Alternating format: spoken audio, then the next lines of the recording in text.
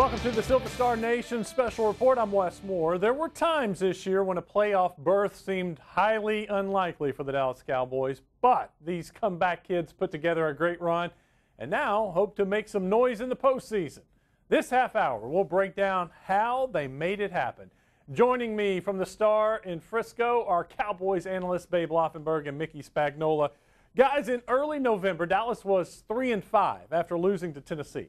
At that time, Babe, did you think a turnaround was likely? Likely, no. Possible, yes. If you've covered the NFL or been around it long enough, you know crazy things happen. And obviously with the addition of Amari Cooper, we didn't know where that would take us at the time.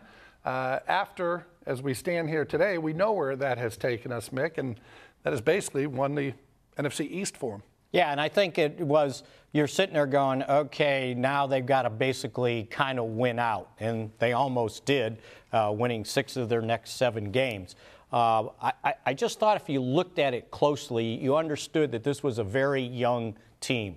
And I don't know if we all thought, well, it's the Cowboys. They're going to be good, right, automatically. And then the other thing is they lost a couple close games. They lost 2 3-point games, one in overtime to the Texans, who were on their way to a 9-game winning streak, and then at the last minute, second field goal against the Redskins to tie the game to go into overtime. So 2 3-point losses. If you turn it around, you're sitting there going, well, they could have been 5-3. So I thought that there was something there, and if they grew before our very eyes, I thought maybe they could accomplish something. Well, Babe, you mentioned it. On October 22nd, the Cowboys traded next year's first-round pick to Oakland for Amari Cooper. It raised a lot of eyebrows then, but it worked. Mickey, what is it about Cooper's presence that improved the offense so much? Well, I think, number one, just his presence. The fact that other teams knew how good he was, and they had to make sure they kind of covered him. And then number 2 is production. And I remember Sanjay Lal, the Cowboys wide receiver coach, telling me that. He said his presence will help us. And then after that, he's going to have to produce. And he began to produce, and I think teams eventually figured out, well, you know what, we better double cover this guy. But what he brought, and Cole Beasley told me this when he arrived, I said, what does he bring? He said he's going to bring some juice. He's going to juice our offense. And, Babe, I think that was one thing this offense needed, just somebody who could get and go. Mickey, you said other teams knew how good he was. Well, one that didn't know how good he was apparently the Oakland Raiders. They want a rebate, by the way. Because they gave him away to the Dallas Cowboys. But, yeah, it's interesting. And when you look at that trade, they don't all work out that way. We know that. It's a little bit like online dating, right? You look at the picture, you see all the attributes, you say, oh, this is a perfect match. And then they go out, and they don't all end in a happy marriage. This one could not have worked out any better for the Dallas Cowboys. I think in their wildest dreams, if they knew this was what Amari Cooper was going to provide for him, you say, well, that's a little unrealistic. And you come back to it, Mickey, and I'll go back to one game, Philadelphia. He goes for 217 yards and 3 touchdowns. If he's not here, they lose that game. It's Philadelphia in the position where the Dallas Cowboys are. They just basically flip spots. And, you know, when they gave up a first-round pick, it's one of those things you start sucking air through your teeth. You're going, I don't know. I don't like giving up my first. I would have rather given up a second, right? Well, I guarantee you he's been worth every bit of that first-round pick so far. The Cowboys made another move during the season. I know from speaking with you, Mickey, that you believe bringing Mark Colombo in as the offensive line coach made a big impact. Mickey, how has this offensive line changed under Coach Colombo? Well, yeah, Wes, I think they started playing more physical. They just kind of changed their nature. I think they were kind of playing catch before. And then the other thing is I don't know that and Paul Alexander's coached in this league for 24 years, and he's coached very successfully. But I just don't know that this particular group that was pretty tight was buying what he was selling. And I think Mark Colombo came in with a little bit more emotion, and that's Mark Colombo. It's not fake. And I think they just reacted to him. And Babe, we've been around Mark for quite some time, and he's got that personality that's going to make you work hard and make you play hard, and I think that's made a difference. And the interesting thing is, obviously, he interviewed for the job that was ultimately given to Paul Alexander. And it's a little bit, we've all seen The Wizard of Oz, right? All you had to do was click your heels together 3 times. You could always go home. Right. Well, Mark Colombo was right here in the building. And then obviously they got Hudson Houck, brought him back as somewhat of a consultant. And it certainly has worked for him, Mickey. And again, I think when you have a season that turns around like the Cowboys did, everything has to work for you. So the offensive line changed work. Their left guard with Xavier Suafilo starting there, that worked. Amari Cooper worked. Everything just seemed to come together, and it doesn't always happen like that. Yeah, and don't underestimate the value of bringing Hudson Houck back also, because I think he talked the same language as Mark Colombo, which they listened to both guys, and I think it's certainly helped out. We've also seen the return to dominance for Ezekiel Elliott. 2017 was tough with the suspension. Now, though, he's the NFL's leading rusher. Babe, what are the Cowboys doing so well to put Zeke in this position to have so much success? You know what it is? They give him the ball. They run the football. And not all the teams in the NFL do that. Not all of them are doing it the way the Dallas Cowboys do. And it's funny, Mickey, because Brad Sham, of course, our play-by-play man for the last 40 years with the Dallas Cowboys radio network, I always tell Brad, you know how you get the guy the ball? You give it to him. You throw it to him or you hand it to him.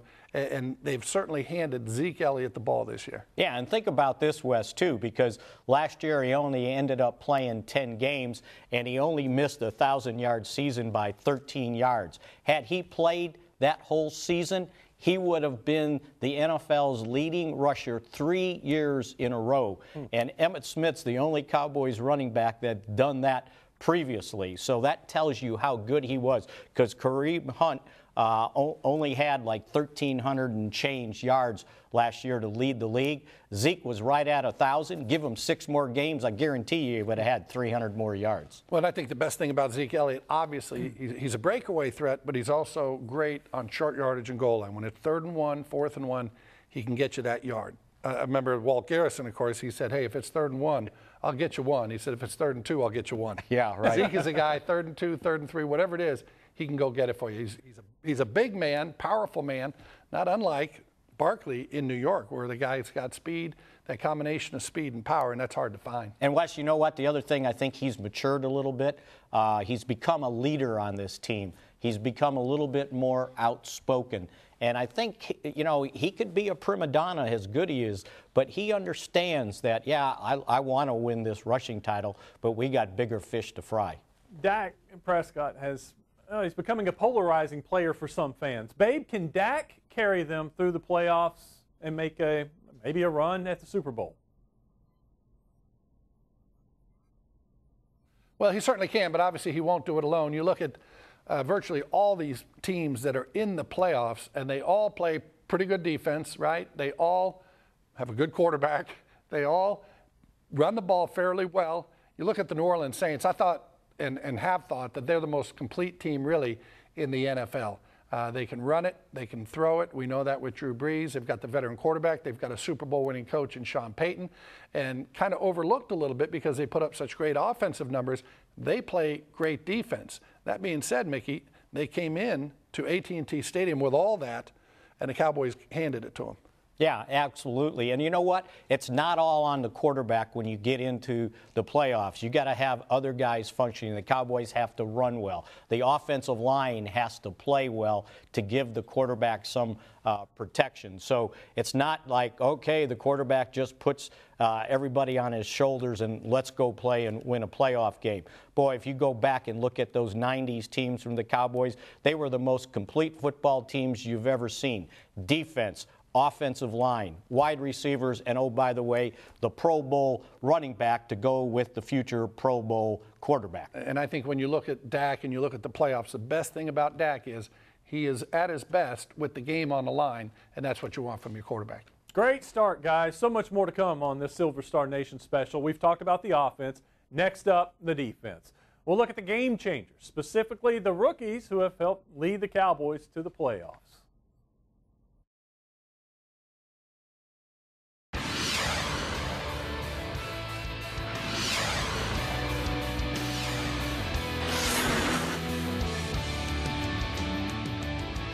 The The Cowboys went into the 2018 season with a few holes to fill on defense and plenty of question marks, but Rod Marinelli's unit is among the top in the NFL.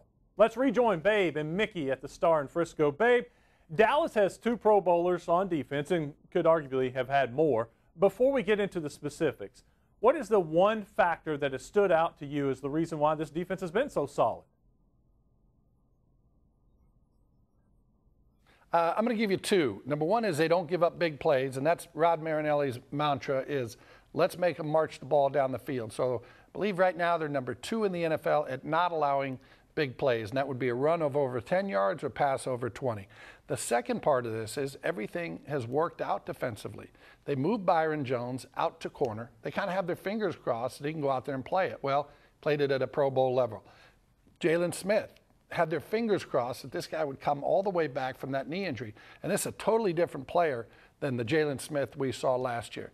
You draft Leighton Vander Esch with your first-round pick. You kind of keep your fingers crossed this guy will be a player. He's been that and more. So when you look at this thing, Mickey, and I'll throw Antoine Woods into this deal, started out basically as the fourth string defensive tackle in training camp, and that guy has been a monster playing that defensive tackle position. So to me, everything you kind of hope for, which every team does, you look at it and you say, well, if this goes right and this goes right, well, everything's gone right for them defensively. And just kind of fell in place, I think, Wes. And Babe's right. You know, if you think about it, when they drafted Leighton Vander Esch with their first-round pick, everybody's like, but we needed a wide receiver. What are you doing? Well, the Cowboys thought, you know what, we can't have what happened last year when Sean Lee got hurt. We got to cover ourselves. So they figured if we take this guy who's pretty versatile, they can fit 3 guys into 2 spots. Number 1, cover themselves in case Jalen Smith did not become the Jalen Smith that we've seen this year. And number 2, in case of Sean Lee getting hurt. And he got hurt. And guess what? They covered themselves. Last year they were 1-5 without Sean Lee on the field. This year something like 8-1. And Vander Esch right now is in the running for Rookie of the Year, Defensive Rookie of the Year. He's been awfully good. So I think that's helped out. And then as Babe said, you know, everything else fell in place. All of a sudden, this guy named Woods that I didn't even know basically was at training camp, right? When they signed him, I'm going, okay, nice camp body. Tennessee gave up on him. The next thing I know, I see Jerry Jones walking by one day early in camp, Wes, and he looks at Woods and he goes, hey, I see you. He goes, you need to keep it up. And Woods looks at him, and he'd never talked to Jerry before, right? And he goes, I don't know any other way. And I'm going, oh, okay. And then Clancy Pendergrass, who had been an assistant coach here with the Cowboys, he's the defensive coordinator at Southern Cal, had Woods. And I'm talking with him. I said, hey, what's the deal with this guy?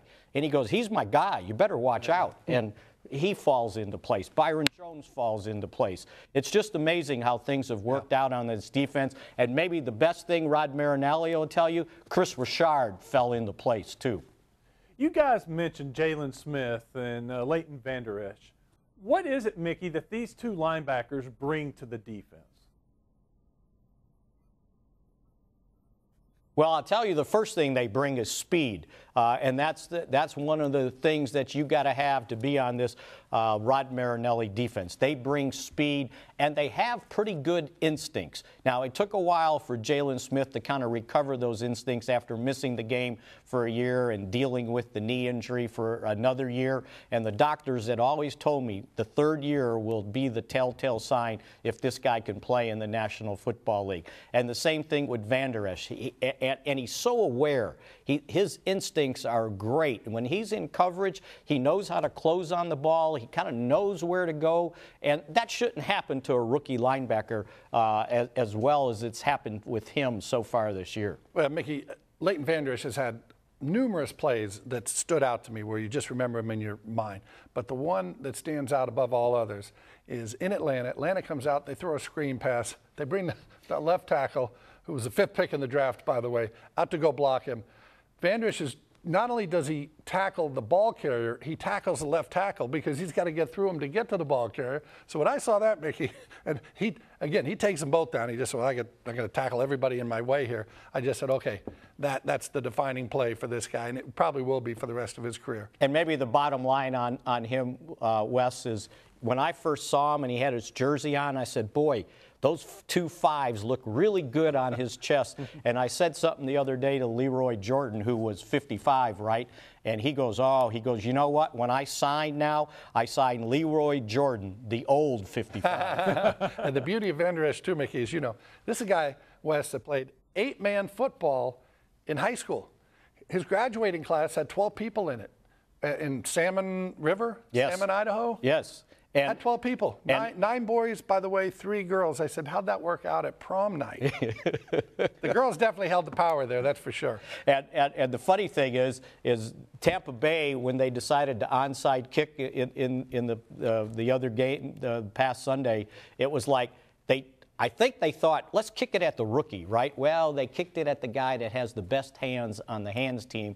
And when he played in high school, not only did he throw a whole bunch of touchdown passes, he ran for touchdowns. He was the all-everything guy. So, yeah, even Jason Garrett said they kicked it at the wrong guy. Number 55, the new number 55, putting up quite a year for the Cowboys. We're not finished yet. How about we show some love to the special teams? Brett Maher replaces Dan Bailey and comes through with some clutch kicks. More of the Silver Star Nation special when we come back.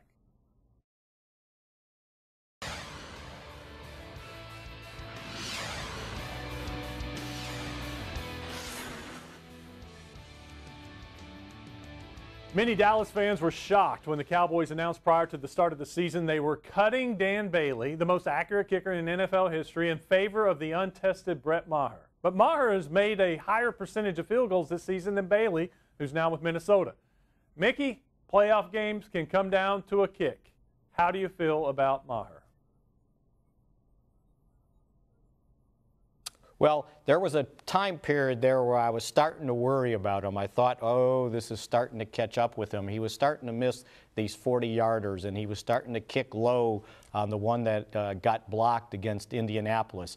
And I was sitting there going, I just don't know, But he made a 62-yarder, and then he comes back against Tampa Bay and makes a 59-yarder. And I started looking at his stats, and he's pretty good, except for between 40 and 49 yards, he's 7 of 11. He's only missed 1 of 7 beyond 50 yards. And I'm going, well, don't get so close, Let him kick those long ones. He's done a pretty good job, though, when it's come down to game-winning field goals, other than the one in Washington that hits the left upright, which means he missed it by this much. Hitting the field goal to send the game into overtime. Yeah, the 6 of 7, as you pointed out, Mickey, from 50+ is phenomenal. And here's a guy, Wes, he is 15 games into his Cowboys career. He already has the 2 longest field goals in Dallas Cowboys history at 59 and 62, as Mickey pointed out. And I do think this, Dan Bailey was so good here for so long, he kind of spoiled you. Because when the field goal team went out there, you just started looking at the scoreboard saying, okay, there's 3 more. That pulls them to within 5 or whatever the case may be. Now, like most NFL teams, unless you're Baltimore with Justin Tucker, you hold your breath just a little bit. But this is a guy, too, keep in mind, this is not a guy that came from college to the pros. He was in the Canadian Football League. So he kicked in some bad weather conditions, and I'm sure with some bad footballs and everything else. So I think he's more battle-tested than your normal rookie. All right, let's look ahead. As we move toward the playoffs, Babe, what's the biggest concern for Dallas? Probably the passing game. If this team is in a shootout, which they really haven't been in all year, but you get locked up during a game and you got to now put up 35 points, that's going to be their biggest problem. That said, Cowboys are the only team in the NFL, Mickey, defensively that have not allowed 30. So kind of the history of this season tells you they won't be in that kind of football game because the defense will keep them in it. Yeah, and I think the biggest thing will be how well this patchwork offensive line plays. They've got to play well to give Dak Prescott a chance. They've got to play well to give Zeke a chance. And if they don't play well, then you can't get the ball to Amari Cooper. So to me, I've been on this offensive line all year. They've given up way too many sacks. People want to blame it on Dak, but they're responsible for a lot of the things that happen in the pocket. So if the offensive line plays well, the Cowboys can score enough points to be able to win a playoff game. In red zone offense. I was a little surprised neither one of you guys said red zone offense. That worries me a little bit. Babe, Mickey, thank you so much. That'll do it for us, but we'll be back soon with a preview of the Cowboys playoff game. We will see you then.